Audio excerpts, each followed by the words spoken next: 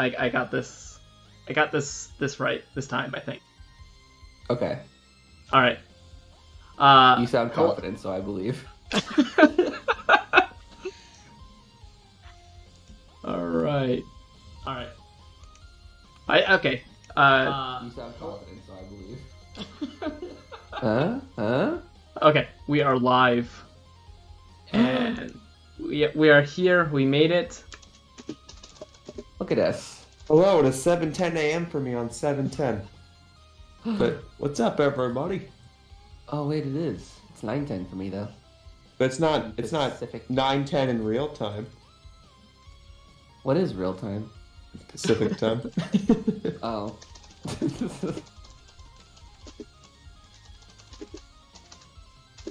Yeah, look at it. Okay, awesome. I just rolled out of bed. I just want to get that out there into the internet world. And I think I woke up with some sort of congestion. What? I'm here to talk about video games.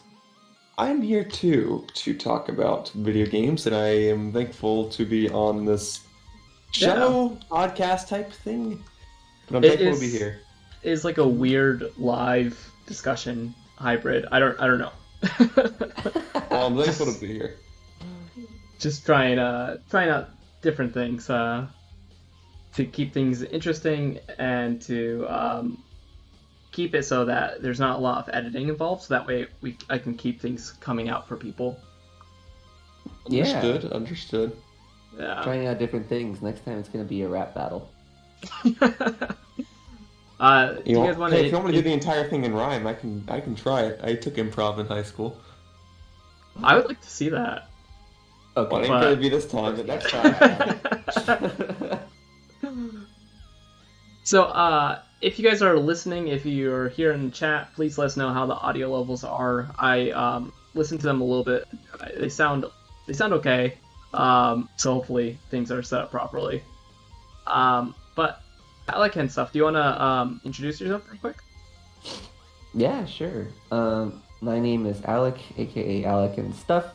I've been partnered with Nintendo, Ubisoft, a couple other companies in the past, and I do a lot of streaming over on Twitch, on twitch.tv/myname. And I love Nintendo, so I'm happy to be here and excited to talk about this thing that just unexpectedly dropped this past week. Mm-hmm. All right, and Yoshiller? Hello, humans. I'm Yo Schiller. I try to do daily content on my own YouTube channel, and I also edit for a bunch of other channels. And most recently, I have become basically an addict to Tony Hawk's Pro Skater 1+2. It's not a healthy relationship. I love playing that game so much, but it hurts my hands every time I play it, and yet I just keep craving more and more and more. So that's where I'm at. I saw your tweet about it, and I almost went to the eShop and bought it. Because the other day, I almost got it. I was like, I don't know if I should get it now or if I should just wait until like it's on sale, but do I get it now? It's so hard. So like, I'm biased because I was gonna get the game anyway. Yeah. I lucked out, but I opened my emails that morning, and Activision was like, "Here's a code," and I'm like, "Oh, okay, great, thank you." So obviously to me it's worth it. But like if it goes on sale and you can find it for cheap, I'm gonna say like, "Oh, please get it." But like, I understand like there's a lot of stuff coming out. You don't have to get it for full price, but I've enjoyed it. I don't know if it's because it takes me back to like a simpler time when I played the original game and didn't have to care about anything. I don't know if it's because it's a game I don't have to think about like I do like when I compete in Pokemon or something. I don't know, but just like I've been listening to the soundtrack nonstop, and I've been playing online, I've been playing offline, and I anytime I have a chance to play it while I'm exporting a video. Anyway, this podcast isn't about Tony Hawk's Pro Skater 1+2. It's about the system I've been playing it on, which is my Nintendo Switch. So it has been great. And that's my segue. I've been playing it on my non-pro Nintendo Switch. Nintendo Switch, Tony Hawk's Pro Skater. I do have one question about Tony Hawk real quick though. Is What's up? the soundtrack is like kind of new, right? Like they have a lot of the classics, but then they added new songs. Yeah, so like the original, so it has every song from 1 and 2 individually. So that's already like 20, 30 songs, and they added like another 30 songs. And all the ones they added like fit right in with the songs they had in the past. And I can't always tell if the songs are like made in recent times or if they existed back in the 90s or early 2000s and they just chose to include them now. But it's just so good, man. And the way it works now is rather than a song resetting and restarting every time you restart an attempt, like in the original game, it's just like it's a non-stop stream of music, even when you're like in the menus and you restart, and then you can just click in the right stick if you want to skip to the next song. Okay. So the game encourages you to like restart if you don't like how your runs are going, and that's just it's like, oh, love it, so good. And then, you know, of course, if you're playing the game online, or I'm sorry, if you're playing the game on stream, more specifically, like if you're doing videos, there is a streamer mode, so it'll mute the music if you don't want to deal with copyright issues, because they know these are licensed songs. So That's so nice and frustrating that that's a thing. yeah, so like anybody you see of the game on YouTube, it's always streamer mode. There's no music. So when I recorded the game, I inserted my own music, and I've been fine. So. That sucks. It's like the best part of the Tony Hawk game. Dude, I got whoever chooses the songs for that game, whether it's Tony Hawk himself or just like another producer, they get an A+. All the songs are so. I mean, if you like rock and roll anyway, they're so good. I love it. I hope Tony Hawk's that involved in the game's development. He apparently was. I saw a video of like, is Tony Hawk good at his own game? And it's like, he is. And there's even a comment he makes where, because he's playing the PlayStation version, and he's like, I'm not used to the combos. And everyone's like, what, are you making up excuses? And he says something like, no, because you see, we developed it on a PC. I'm used to like using an Xbox controller or a keyboard or something, not a PlayStation controller. And I'm like, wow, he really was involved. Yeah, it hurts my hands after a while though, because I'm playing with Joy-Cons. So after doing enough combos, I start getting like hand cramps. But it's like I don't care because it's so fun. There's no motion control. It's all buttons, right? Yeah, if there is motion control, I haven't seen it. Okay. So. Well, let's go ahead and start talking about the reason that everyone had clicked on this video, and that is the Switch OLED model. That kind of was announced out of nowhere. What was your guys' initial reaction to seeing that model just out and announced? Panic. Because anytime Nintendo surprisingly drops something on Twitter, my whole world shakes and I don't know what to do, and no one's prepared for it. But I woke up at like 8 a.m. just for no reason that morning, and then I saw 2 minutes ago Nintendo was like, hey, check out this new console. And yeah, I had a little bit of a moment. But it seems alright. Like a lot of people were, I was expecting more of a Switch Pro. But this seems okay, I guess, for the people that already don't have a Switch, which I guess people still exist that don't have one. It's kind of hard. You get tunnel vision whenever you hang out with the crowd of people that we do, but I guess there's still people out there that haven't picked one up yet, so I guess this would be a no-brainer for them because it's only $50 more. Yeah. How about you, Yoshiller? How was your reaction when you first saw the announcement? Yeah, so I have Twitter notifications set on my phone, so pretty much every day at 7 a.m., 8 a.m., 9 a.m., my phone just goes off, and I see what the big news of the day was. And I saw this, and I was like, this is cool. Twitter's going to have a freaking meltdown. And I'll go into my full opinions a little later, but I thought the actual reveal, was fine. I was like, oh, cool, that's neat. This is not what people wanted, but I'm not the type of person to just hate something because it's new. I was actually like, oh, this is cool. If anything, I like the white Joy-Cons. I like those. I wanna see if I can buy those separately. Yeah. And how about you?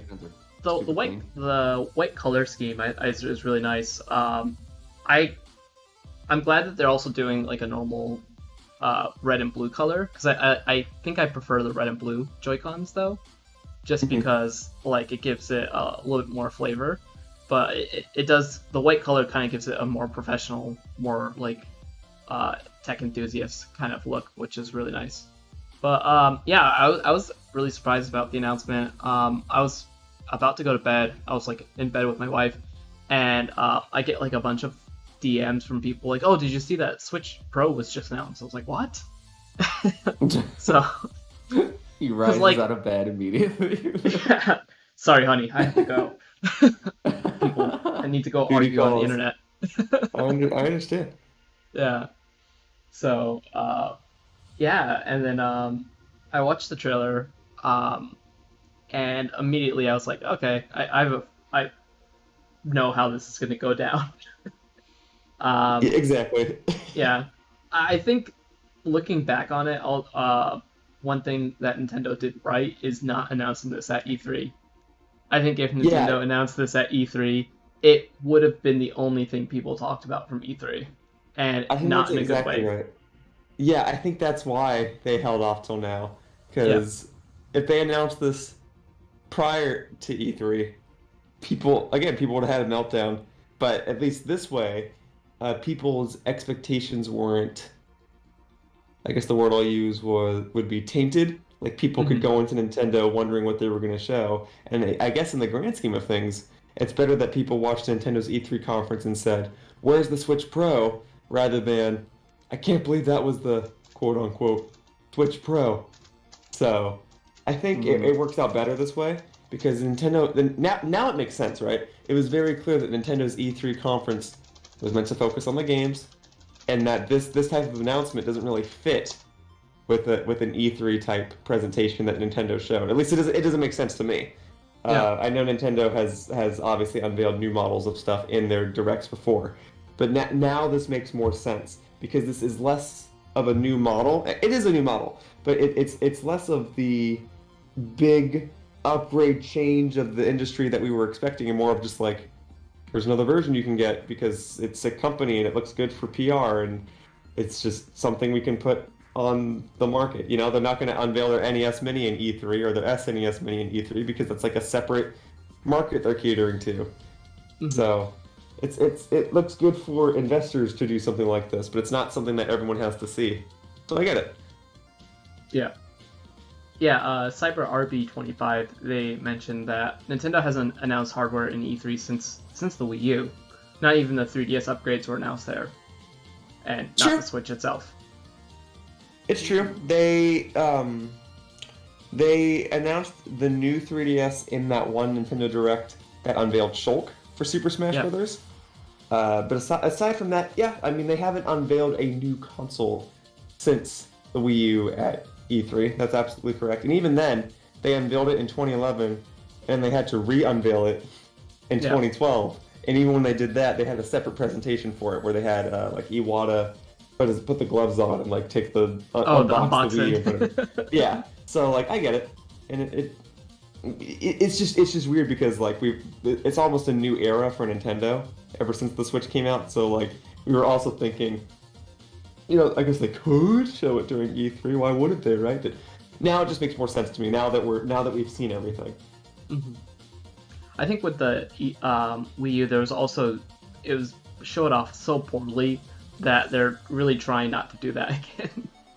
Yeah, well, even with the Wii U, you look back at it, and you realize when they first unveiled the Wii U, obviously the main marketing was on the gamepad, and then when they re-unveiled it in 2012, they really made sure to use that image where it's like the gamepad leaning on the console.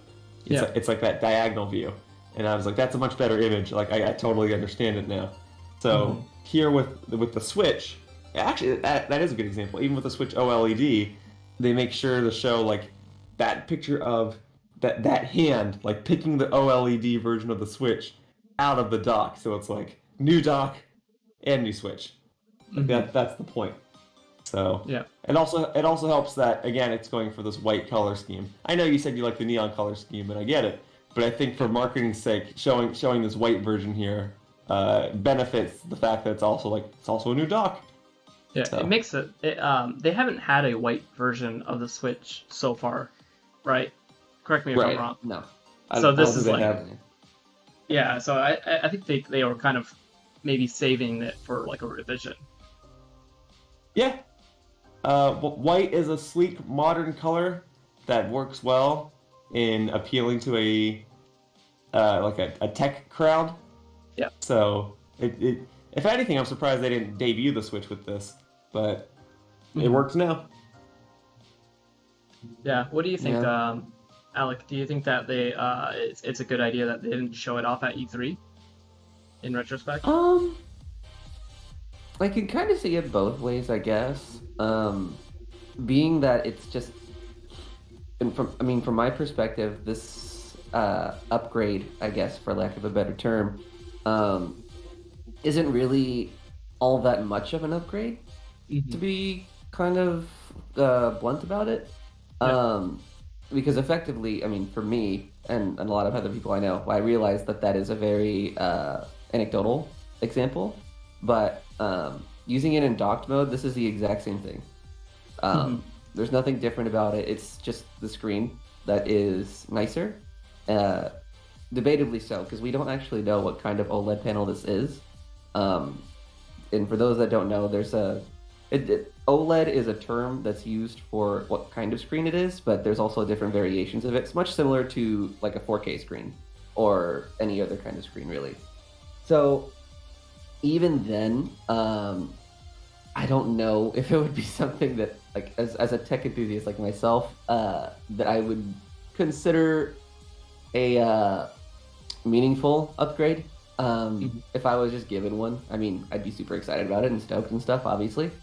But I don't know. I feel like it's one of those things that we just have to have it in our hands and see the actual, just how it looks in person, because there's so many other different ways that an OLED screen can handle color and brightness and things like that. In theory, it's going to be nicer and a lot better to look at, but it's still the same resolution, and the Switch is still outputting the same render quality for all of its games. So will it make that much of a difference? I don't know.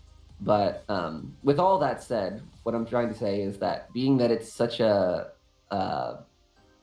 minor upgrade, I could totally have seen them put it in maybe in the front of the Metroid Dread announcement, where it would be something along the lines of, hey, look at this like really cool console. It's got OLED screen and everything, and you can play this cool new colorful dark gritty game, Metroid Dread, on it. In when is the OLED Switch model? October, the same day actually.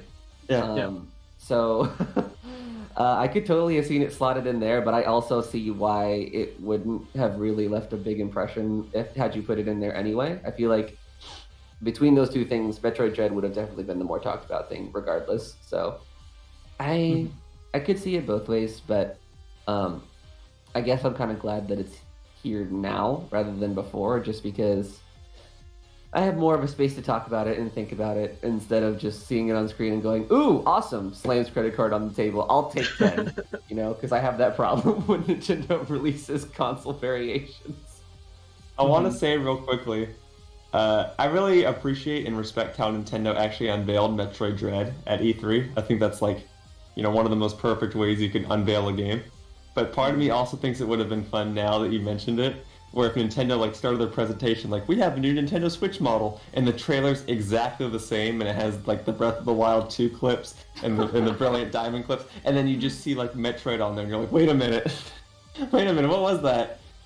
I think that could have been fun, but imagine if this trailer did come out before E3 and it was the exact same, and you saw the Metroid clips and the Breath of the Wild 2 clips, and everyone just had to speculate, because we finally saw Splatoon 3 gameplay. It wasn't much. It's about what we expected, but that idea, I can't help but find humorous. Being knowing that us fans nitpick every single second of every single trailer, and Nintendo's you know what? Then we're just gonna drop all this in your Switch OLED trailer, and now you guys can speculate. Here's new Metroid gameplay. Here's new Splatoon gameplay. Here's new Brilliant Diamond gameplay, so on and so forth. Mm-hmm. Yeah, if they do it that way, then how much people extrapolate from that. But anyway. Yeah, I think if they did that, people would be confused, because they would be oh, is that Metroid Prime 4? Oh, I guess that's true. Yeah. Yeah. But yeah, I thought the trailer for the console itself was fine. Like, yeah, it got all the points across. It felt very much like the initial Switch reveal. I wonder if it was made by the same team even. Yeah, I think that might have been the point. Yeah. Mm-hmm. The only odd scene in that trailer was when that guy was in his hallway playing Switch Dock. Like playing Pokemon, like, dude, that's a long. You're gonna be sitting there for a long time if you're playing Pokemon. Oh, okay. Yeah. Well, you know, maybe he's waiting for like, I don't know, his wife to like come down or something. I don't know, but Yeah. He takes every second he can get. Mm-hmm. I'll tell you what though. Here's my hot take. All right, my hot take is that I think this is a good idea, and that I'm glad Nintendo's doing this, and I think I'm always going to be in support of like people having options for the versions of a console they want. I know it's not the Switch Pro. All right, I get that. I get it's not the 4K upscale, better frame rate game console that was rumored, but at the same time, I never. Like, when Nintendo made the 3DS XL, not the new 3DS, alright? Just the 3DS XL, alright? But like, wasn't it just nice to have that option? Like, you can have the cheaper 3DS, or you can have the bigger one for more money. Well, now you can have this Switch, or you can have the bigger screen for more money. On the flip side, though, it looks like they're selling the dock separately, which I like, because as I've said a couple times, you know, I just like the white look. But then it also begs the question, like, well then, what is the point? Is the point the Switch, or is the point the dock, or is the point that they come together? Because if the point is just the Switch, like just the actual system, then yeah, I guess if you just want a bigger screen, you can get it. If you just want the dock, then yeah, I guess it's nice that you can get it. And if you want them together, you know, your first time getting a Switch, yeah, that makes sense too. But now it starts getting into, would you just want the dock? Like, is there a point to that? Would you just want the Switch, but you want the regular dock? Like, I understand that starts getting into some confusing territory. But I'm never going to be against what is essentially customization and options for the consumer when you purchase a game system. Like, I like that Nintendo had 2 different colors when it came out. You could get gray or the neon color ones, and now you can get the Animal Crossing one or the Disney some one or whatever, or the Fortnite one. Yeah, like yeah. I'm never gonna the be Fortnite against one. Actually, looks really good. Yeah, I'm never gonna be against options. So I don't know why people are upset that there's I know why people are upset. Actually, it's because it's not the Switch Pro. But I don't know why people are upset that like this exists. Like this is fine. This is an option. I think eventually this will probably replace the normal model. I think that's the plan, yeah. Yeah, I think they'll stop producing the non-OLED model, and eventually this will be the only option besides Switch Lite. But I feel like because they already have a Switch Lite, like that makes this OLED model less special. Because like they've already have a variant that's focused on handheld play. So I would still like to see one that's really focused on dock play, even if it's just one that is only docked and like not portable at all. But I guess that would probably go against what the Switch is too much. Well, at this point, Switch is a brand name, right? Yeah. Because we could use the logic of like, well, the Switch Lite like doesn't connect to a dock; it's just handheld, so you're not really switching. Yeah. But at this point, yeah, it's the brand name. You know, we all know the Snap. Anytime that comes on in a trailer, everyone's like, "Everyone, shut up! Let me watch the trailer." It's a Switch trailer. You know, it's a new era. Obviously, the point of the Switch is to be able to alternate between console and portable. But at this point, like the name's already out there that we now just accept it as a name. We now just accept it as like that's the name of this device, even if it doesn't have the main mechanic of being able to switch your gameplay style. Like the default version will still do that, and I think that'll still forever be the point. Like as long as Nintendo has the default version, you know, they can make these other models, these other versions, and still call it a Switch because it's a brand name. Yeah. Yeah, that makes sense.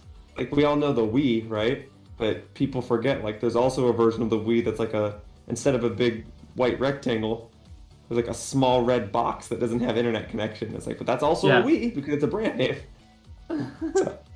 Yeah, that one's really weird because it has like a pop-up cover, right? It's not even. I don't have it. I've been like, you know, I've only ever seen people talk Yeah. about it because it's the cheaper version of the Wii, but you can't play online, so it's like it really is just for the super casual audience that didn't buy a Wii at launch, Mhm. which I actually don't think is a whole lot of people, but it's whatever. It's nice to have options. And like when technology, like when pieces become cheaper and stuff like that, like that's why we see a lot of these form changes as well, like these revisions and stuff like that, because tech gets cheaper, or it's suddenly they can reduce the size of the console or the weight of the console by half, every in 2 years or something like that. So it makes sense to do revisions like this. That's right. And someone in your chat push brought up the point, like if it's possible to do a 4K machine in the Switch form factor, and that's actually a good point. If you were going to do a 4K handheld machine, as far as I know, because I'm not a technology specialist, I don't work in hardware. I work more on the software. My understanding is that the battery would be horrible. You'd be able to play your game for like 2-3 hours if you're trying to get that much power on a portable machine. I don't think our technology is optimized there yet. So that could also be why we don't have it yet. I think in that case the Switch would probably do is be 4K on dock only, because like the Switch can run more power, can use more power when it's in dock versus in handheld. It tries to be a little bit more conservative. Sure. But Yeah. I mean, my phone has 4K now. Oh really? Oh yeah. Oh, I'll just eat my words. Apparently, I don't know jack squat. I just make stuff up as I go along. I mean, but it's also not playing, Breath of the Wild on it. But it's true, or Monster Hunter or whatever. Yeah, any of the games that like really make your Switch's fans heat, even if they're super optimized. Your Switch can chug. So. Yeah, another thing to mention about that too is that for mobile technology, the screen also isn't as big, and the games aren't as big. The polygons aren't as you don't have as many polygons running in those games either. So for the Switch, it's definitely a balancing act of like adding enough performance to make it viable in both in docked and handheld mode, while also preserving the battery life, so that playing in handheld mode is actually a worthwhile option, like Yoshila was saying. So that was one of my main concerns when the OLED Switch was announced, was battery life, because I know that OLED screens can draw more power in certain scenarios than a typical LCD screen. So, but the cool news is that it seems to be about the same amount of battery life as the revised Switch model. And they're claiming, even with the OLED screen, that it'll be like nothing, there's no battery life sacrificed, which is pretty cool. Yeah, it's I think it's about 3 to 4 hours with like normal settings. Right? Yeah, is that correct? It's 4.5 to 9. Okay, 4.5 to 9. 9, I think, is stretching it, but that's what that has on their website, so I'm just gonna say it like they say it. Well, maybe if you're playing like a less intensive game, like Tetris or something. I don't know. Yeah, maybe like a virtual console game. Yeah. But I know one thing that some people are concerned about with OLED is burn-in images. Oh. It's not even a point I had considered, but I guess it is worth discussing. I'm afraid I don't have much to add other than, yeah, I guess you're right. I think it depends on the type of enough. screen. Yeah. Because I know there are phones with OLED, screens and stuff like that, and people don't have any issues. And there's different types of burn-in that could happen. There's some that's like very temporary, or some that could be more permanent. It just depends on the quality. It depends, like, it harkens back to what I was talking about earlier, where it depends on the kind of OLED screen that it is. And I think the nature of a console, especially if you're playing, like, fighting games or something, where there are certain assets on the screen that are just there, like, they don't move, you run a little bit more of a risk. And truth be told, I'm pretty sure every OLED screen has an inherent risk of adding burn-in onto the image, that some are less prone than others, as far as I know. And that's part of the reason why I'm kind of holding my judgments on the Switch OLED in like finalizing them until I can actually see it in practice and see how it performs and stuff, because there are so many factors when it comes to technology like this, and I'm hoping it'll be fine, especially since you'll be ideally switching from handheld to docked pretty regularly. Although some people kind of like to claim exclusivity to only handheld or only docked. So it'll be interesting. But I think especially for people that play a lot of fighting games, you pose a little bit more of a risk. It's just a matter of how much risk that is. Mm-hmm. I before the pandemic, I was playing dock a lot more, but because of the pandemic and because I'm staying home, much more at the time, I'm playing docked almost exclusively these days. Really? I'm Yeah. almost docked exclusively these days too. And that was even before the pandemic. I only play handheld when I travel.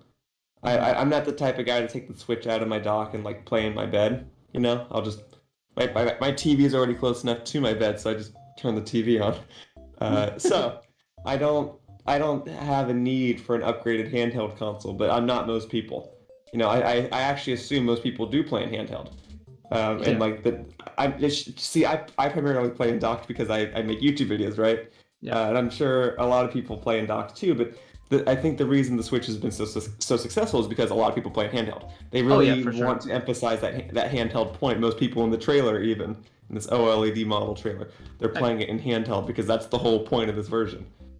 The Switch the best selling point of the Switch is that you can play the same games on handheld and docked, and I think that is part of their the strength of the marketing, the brand for the Switch. Right. And I could get into the whole, well, technically there's like one or two games you can only play in handheld, but like, again, it's not, that's not most people's market. The whole thing is they know like times have changed. People are on the go, and not as many people have time to just like sit down and like just play a multi-hour video game. So the idea of having a handheld market only benefits them. Like the idea of marketing this system as a tablet, that makes sense to a lot of general consumers who don't really play video games. They're like, oh, it's just a tablet that plays video games. Yeah, I'll get it. And that multiplayer component, being able to play a multiplayer game on the go, also I think really helps the Switch. That's why I think Mario Kart coming out as soon as it did for the Switch was like a brilliant idea. Because like perfect, hand a controller to a friend. So I think this OLED model, it's just Nintendo trying to drive the point home. It's very clear that, especially with this model and not a Switch Pro, that Nintendo is less focused on getting stronger hardware, so to speak, and is more concerned about just appealing more and more to as many consumers as possible. Which, from a marketing standpoint, I mean, makes sense.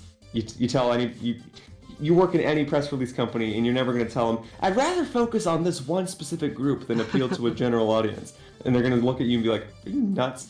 But I think I'm basically going in circles. I think it's a good idea for Nintendo to do something like this, but I do have a few complaints about a couple of other things that really only are more like nitpicks than anything, but are not super major. But I think them doing this is a good idea, and people's hate has just been blown out of proportion.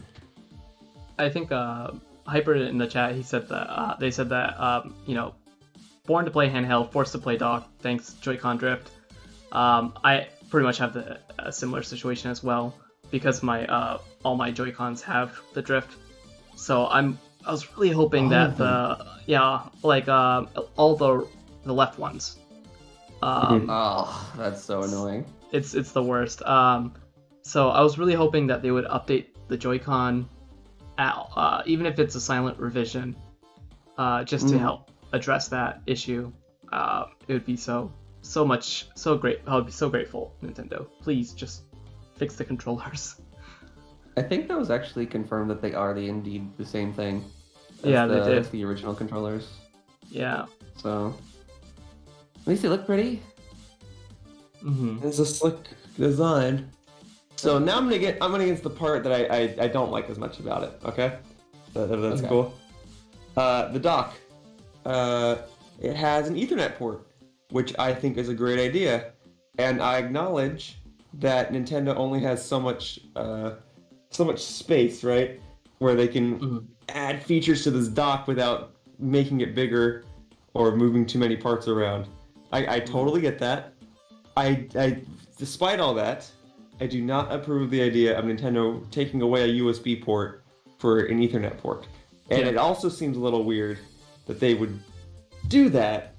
That they would want to market an Ethernet port on a system where they're trying to emphasize its new handheld look. That's a confusing decision to me.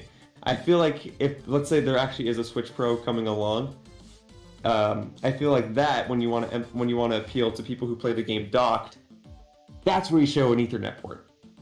Here, you're appealing to people who like to play the game in handheld, and you want them to have a bigger screen, and then you're like, oh, by the way, here's a new dock with an Ethernet port. It's like, okay.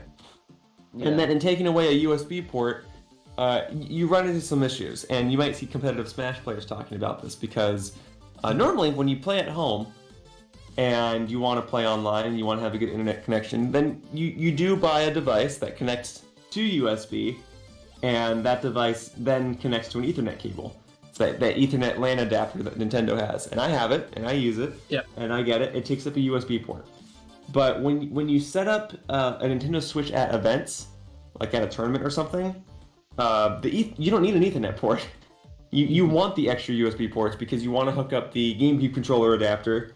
You might want to provide opportunities for people to plug in their Pro controllers because you want to make your tournaments as accessible as possible. And then sometimes there's other things plugged into the Switch that connect via USB. Like I think some people hook up like music speakers. Some people hook up other pieces of technology that like make it display better on a television screen. You want to have that extra USB port is my point. And so when you take that away for an Ethernet adapter and you have to use the Ethernet adapter, it's not really a good look. Nintendo really needed to have just an extra Ethernet port without taking away USB or a USB slot. But it's it's just weird. Yeah, I was a little confused about that as well, like, removing a USB port, but I understand it. I'm probably going to get the white dock from my living room, just because I have that one permanently with a LAN adapter connected to it, the one from the Wii. Right. I got to play Mario Strikers online. Nice. So, like, it would be nice to have one, and hopefully it will actually have better speeds, because I think that one is not that fast, actually. I'm not certain. I don't know what the differences are. I have the Switch branded one, so I couldn't tell you if it was faster or slower than the Wii one. Okay. But yeah, hopefully I'll get better internet speeds with that. But yeah, it seems like it reminds me of the PlayStation 3 when they updated that from the first design with like 4 USBs to like 2 later on, and it shafted a lot of games that relied on accessories and stuff like that. Yeah, it's not a good look, and it's very much a 1 step forward, 2 steps back type of thing. Because it's like I like that there's an Ethernet port. Let me be clear, I just don't like that it took up a USB slot. Mm-hmm. Yeah, the Ethernet port is long overdue for Nintendo. It's just confusing. Taking off the HDMI port, honestly. It's just confusing to me that like they would put it on this revision of the Switch, and I guess they figured, well, we finally made a new dock, may as well include that Ethernet port. But it's just confusing to me that they would, like, that's your big thing. Like, here's a new version of the Switch, and it also happens to have a dock with an Ethernet port. I don't know. It's a little confusing to me, and I guess it doesn't need to be confusing. I'm like almost choosing to make it confusing for myself. It's like, you're Schiller, it's not that hard to explain. It's just a new dock with an Ethernet port. And I'm like, but why do they do it with this version of the Switch? I don't know. I think it's fine that it's there, but I don't think that's as appealing to people. I think people who want this Switch OLED version want it because they want the bigger screen and not because they want the dock with an Ethernet port. Right. It seems like if you had to extrapolate from it, it's probably more akin to what Push was mentioning earlier, where this version of the Switch is sort of meant to replace the base model, and then maybe that will indicate that later on down the line, there'll be a Switch Pro with an like a LAN adapter, like built in, an OLED screen, and 4K capabilities, and all that other cool stuff. Here's hoping. Right? That's what that means, right? That's what I'm hoping. I don't think Nintendo's top of the line engineers are just sitting there, and then they made the Switch, and they're like, "All right, that's good." Yeah, we can take the next 5 years off. I'll go home. Yeah, yeah. Like I think they're always working on something. Yeah, I said something similar when I was playing Mario Kart with friends. Like people say, "Why isn't Nintendo making Mario Kart 9 or 12 technically or whatever?" And I said, "You really think they're not making it? You really think they just sat there and they're like, no, Mario Kart 8 Deluxe, that's good." Like Nintendo's working on whether it's the Switch Pro or just Nintendo's next game system in general. Nintendo's making something. Okay, I don't know if this is made by the same team, this OLED model, but like this just looks good to investors. It's nice to have the options, and whatever the Switch Pro is or Nintendo's next big thing is, it's still coming. Like it's like 2 or 3 years we'll get it. You say it's good for investors, but Nintendo actually took a beating a little bit. Not a huge beating, but their stocks went down after this announcement. You know, I feel like that always happens. I feel like I'm sorry. I can let you finish stuff. Yeah. Because like a lot of the news, like not everyone who how do I say this? Like people who invest, like they probably know Nintendo's products really well. But there's some people who are investing in Nintendo and just don't know. A lot of the news, a lot of the way that news was framed around the Switch announcement was it's not Switch Pro. Or like people are upset. So I think like that's why Nintendo kind of their stock went down a little bit a couple days after the announcement. Yeah, I swear, and I could be wrong about this, but in my writing for Nintendo news websites, I swear Nintendo has a history of announcing a new version of a console, and their stock always goes down right after they do so, and then it sells well anyway, and their stocks go back up. And I think that happened with like the new 3DS. It must have been. I can't really think of another example where Nintendo announced that their stocks went down. It sold well, and all the investors were like, "Oh, okay," and then their stocks went back up. Yeah. I think that always happens. And I think their stocks also just like go down a lot whenever they do presentations. Like people get nervous, and they're like, "Oh, I don't." As an investor, I don't like what Nintendo showed in this presentation, and then the games come out and they go back up, and it's always going to fluctuate. And aside from like Pokemon Go, I can't really think of a time where universally Nintendo announced something and all the investors were like, "Go," and they all invested at the same time and their stock shot up. All right, that's almost the rarity, which is weird, but whatever. It doesn't happen very often. Mm-hmm. So I think what's going to happen is this OLED model is going to come out in October. It'll probably sell a lot during the holiday season, and then their stock is just going to go back up. Mm-hmm. I have no doubt about that. I'm not afraid of Nintendo's future financially because, they've been making games that have been selling well, so they're fine. Yeah, they're fine. But I think I guess one thing that we can talk about with this is the reason that a lot of people were upset is because it's not Switch Pro, and a lot of that kind of feeling is result of leaks and rumors for the past like 2 years that have kind of hyped it up. Like I think even before E3 there was Switch Pro was actually trending on Twitter because people were expecting a Switch Pro announcement any day before E3. Yeah, the long-standing rumor was that Nintendo's going to announce the Switch Pro before their presentation so other developers can talk about how their games are going to come to the Switch Pro. Yeah.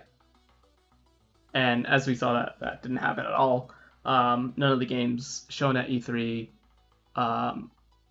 they all run off of the normal Switch and everything like that. So I think Nintendo was kind of really in a hard position because they obviously didn't have that kind of system. And yeah, they're put in a bad spot because people are going to hate them for something they didn't say. Yeah. It's almost like I hate to bring up bad times push, but the most comparable thing is the Grinch leak. People got mad at something Nintendo never promised, and then people started like tearing at other reporters and stuff, saying like, "You have inside information, don't you?" And it's like, we really don't, though. So it's there's even that one moment where Nintendo had to disable replies on some of their tweets because everyone was just saying, "Where's the Switch Pro? Where's the Switch Pro?" And now whoever's in charge of Nintendo's social media team's like, we don't have a Switch Pro. We can't do anything. So it's unfortunate that Nintendo is getting all this hate for something they had no control over. But I really do think it'll blow over in due time. And as a matter of fact, I'm kind of glad this got announced. I think some people on Twitter even saying, I just want Nintendo to announce the Switch Pro so we can stop talking about it. So now that this is here, and now that this is presumably what the Switch Pro was, we don't have to worry about it anymore. Now so this will talk blow about over. the Switch Pro. Yeah, Pro. Yeah, exactly. Yeah, that kind of discourse always blows over given enough time. Yeah, I mean, people on the internet, they have short attention spans. Hey, wait a minute. What did you say? Sorry, I wasn't listening. Something about short attention span? Sorry. Easy joke, I know. I apologize. Yeah. I mean, like, when they announced the OLED model, I was pretty critical of it just because I was like, this is not what I want. I'm not really... But I also recognize I'm not the target market for it. But, like, it just seemed people kept on going with the negativity, and I was just like, okay, this is just getting ridiculous. Like, if you don't like it, just don't buy it. Move on. It's okay. You know? It's not that big of a deal. Like, you can actually save money by not buying it, I promise you. Wait, It's one of those... Frick. Guys, I just paid $350. Easy. Yeah. It's one of those things that I feel like people, I guess, using people as a colloquial term for people on Twitter, they often forget that typically for Nintendo or even just like video games in general, the way that somebody on Twitter who has I shouldn't say enough time in the day, but like the motivation or the interest in making public comments about it on Twitter, they use and play their games way differently than most of the rest of the market for the Switch does, which is usually just a casual audience. And in most scenarios, I'll usually just write it off as people being reactionary and, blowing things up, much further than they need to be.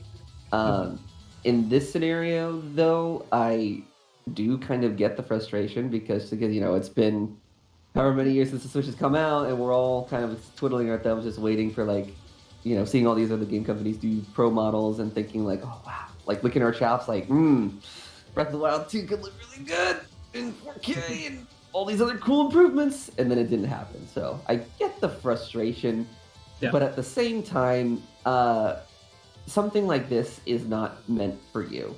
And you could also counter that with like, well, then what's the point? Well, the point is you're supposed to be, appealing to a general audience, and a general audience will see that and think, wow, well, I play my Switch a lot on the go. I'll do that.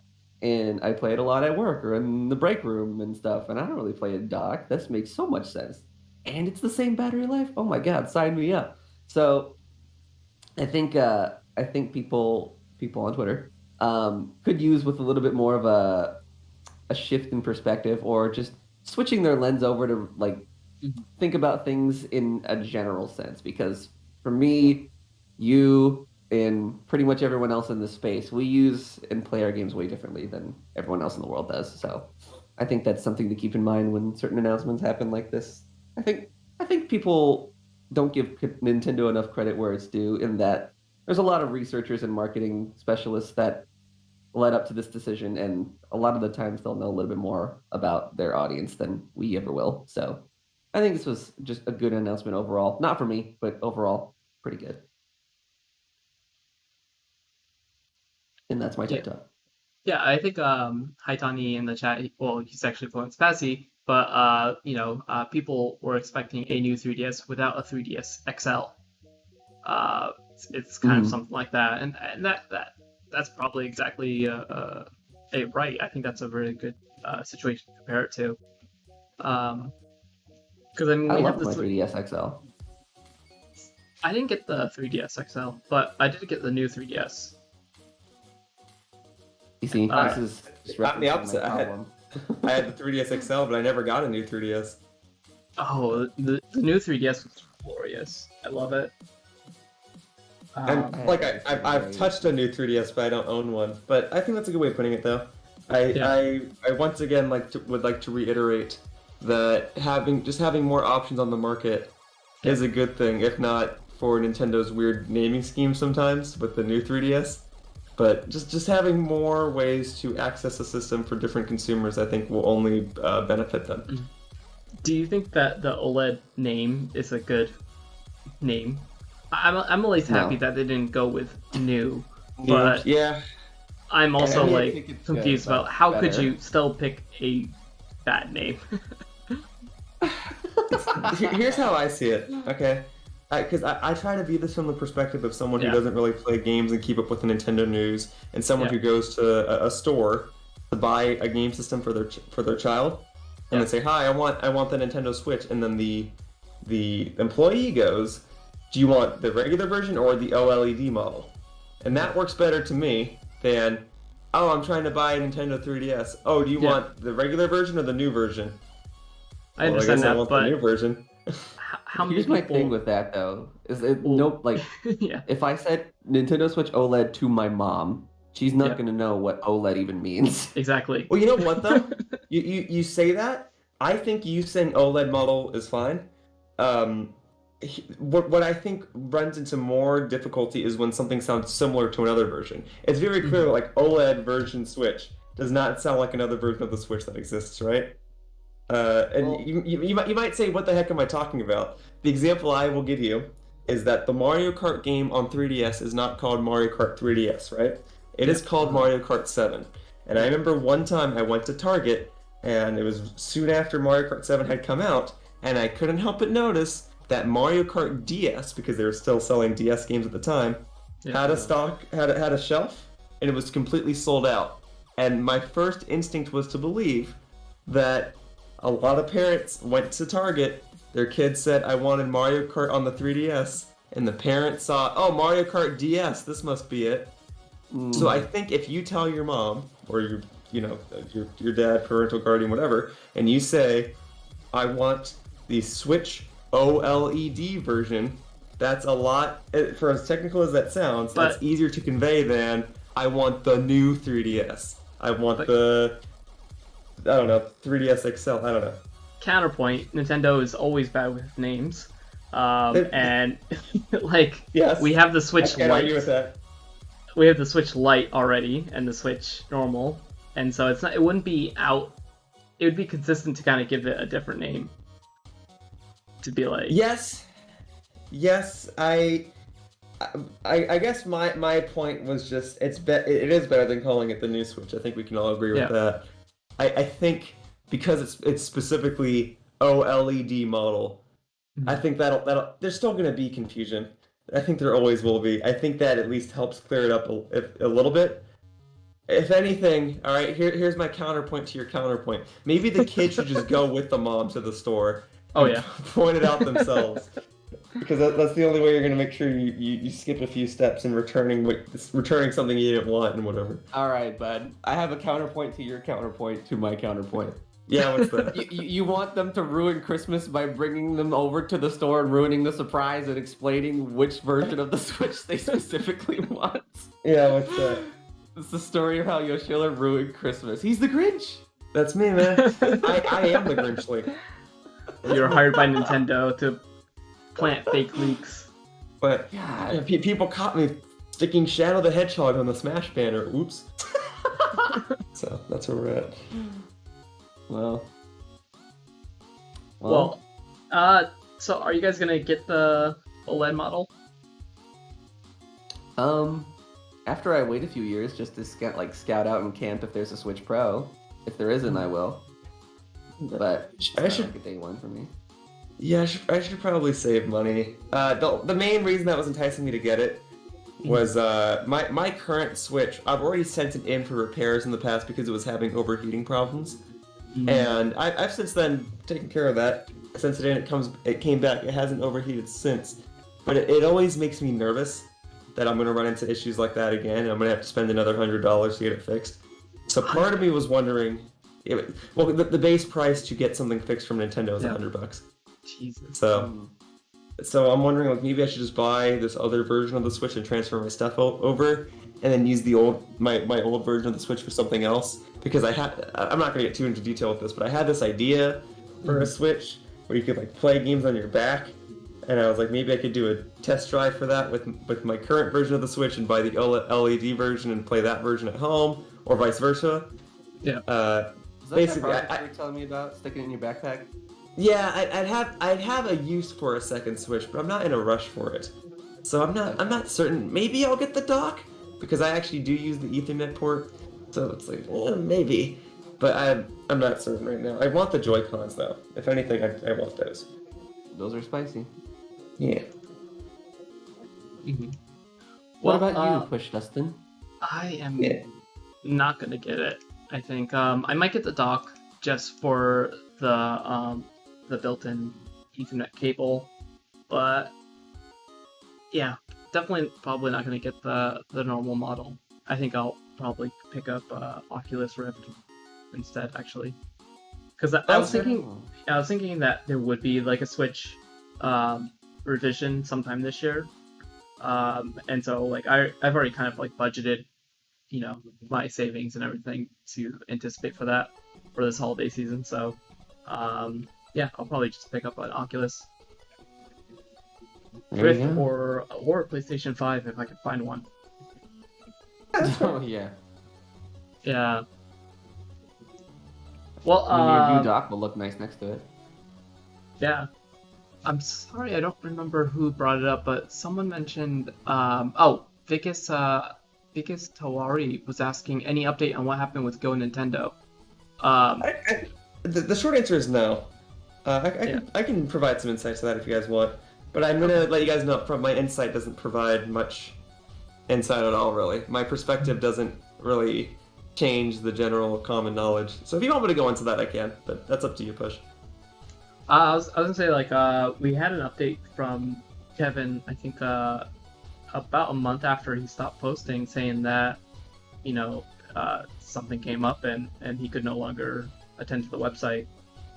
I think that's about it. I don't know the specifics beyond that. All I can really tell you guys, and just so we're clear, it's not like I have insider information on this. I really don't. I really only know what the public knows. My only insight is I was previously writing for Go Nintendo 3 days a week, Monday mornings, Tuesday mornings, Thursday mornings, and I don't do that now. Nobody writes for the website right now. But if Kevin wants me to write for the website again, my life has changed a bit. I'd have to move some stuff around, but I'm open-minded to it. I have nothing against Kevin. I don't even know the specifics of what happened. But all we do know is that something came up. Mm-hmm. He wasn't writing for the website for a while. He came back to confirm that he's okay, but whatever happened to him was really scary, and he doesn't know if he can write for the website anymore. But if he wants to, I would be interested in writing for them again. Yeah. It's not about me, it's about him. So we'll see what happens. Yeah, I really do miss Go Nintendo as a publication. Like, that was my go-to Nintendo source. And, I'm still using Nintendo Life now, but it was nice to have, like, options, like multiple outlets and stuff like that. And so there's definitely, I think, a hole, especially because, we lost Japanese Nintendo, Brian Cooper, same year. So it's hard, I feel, with Nintendo news. It's definitely changed in the last year. Yeah, and on my end, in writing for Go Nintendo, that's what kept me up to date with the news. Not just the big stuff that Nintendo tweets out, but like all the smaller stuff, the investor meetings, the rumors. I was up to date because I was a journalist. But I don't write for any other websites now. So now I'm out of touch, and the way I keep up to date is by chatting with you guys, by looking at Discord groups and stuff. And I feel like I'm always missing something. So I don't know. Mm.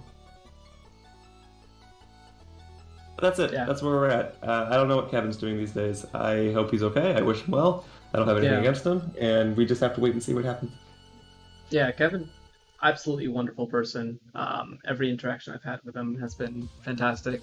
So I hope he's okay and his family's safe, and that he takes care of himself. Yeah, agree. Yeah. So sorry for the bummer of of an ending. I'm sorry, I can't. I don't have anything else to provide. Yeah. There was even a quick point where I was gonna. We didn't hear from Kevin for a while when I was writing on Go Nintendo. We were like a Yeah. week without hearing from him. So I was gonna take initiative and be like, I don't know if I'm next in line or supposed to be the one in charge, but I figure it's important that we keep getting the Nintendo news out. So I'll just handle it. I'll just take up the mantle and write every single day. Who cares? And then we got a message. It's like, don't do that. Don't write for Go Nintendo. I was like, okay. Yeah. So that's where we're at. And on that note, yeah, like Go Nintendo did not cover E3 news, and Go Nintendo did not cover the OLED announcement. So that's kind of why I'm here talking about it, because I don't really have another place to talk about it. Yeah.